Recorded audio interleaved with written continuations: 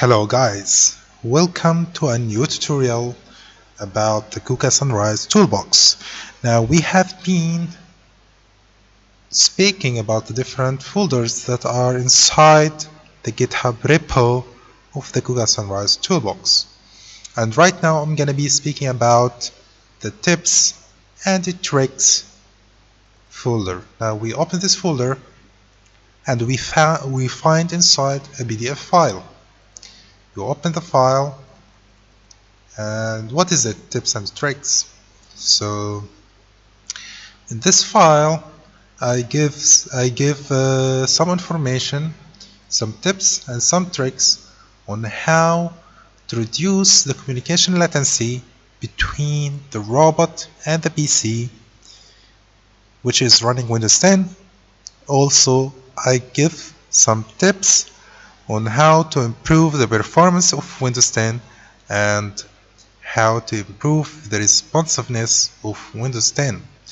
Now those tips are very important if you are using the real-time functionalities of the KUKA Sunrise Toolbox. Now if you are not using the real-time functionalities of the KUKA Sunrise Toolbox, you do not have to follow those steps.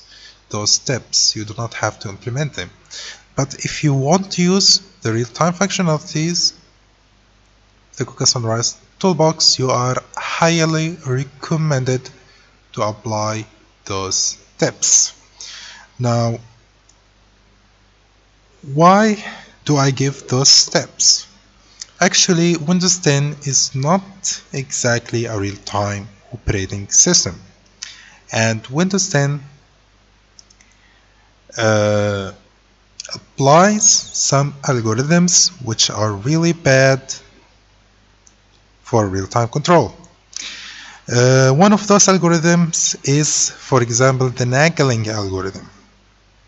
So in order to reduce the number of interrupts that the system has on the CPU of your computer, the Windows tries to gather smaller messages that you send over the network into one bigger message. So consider this: you are streaming the trajectory points to the robot, but at some time Windows decides to gather the messages of the coordinates of several points together. Afterwards, it gathered into a chunk and sent this chunk at one time, one instant, to the robot. Now this causes jitter in the motion of the robot. Now we are lucky that we can disable those algorithms. So when you disable those algorithms, the real-time functionality of the KUKA Sunrise Toolbox work seamlessly, work perfectly. Now those tips are applicable for Windows 10. Now if you are using Linux, we are lucky that Linux supports real-time kernels, so you can install a hard real-time kernel, a soft real-time kernel, or a low latency kernel onto your computer and use your computer for real-time control. Now when it comes to Windows, using a real-time kernel actually is costly.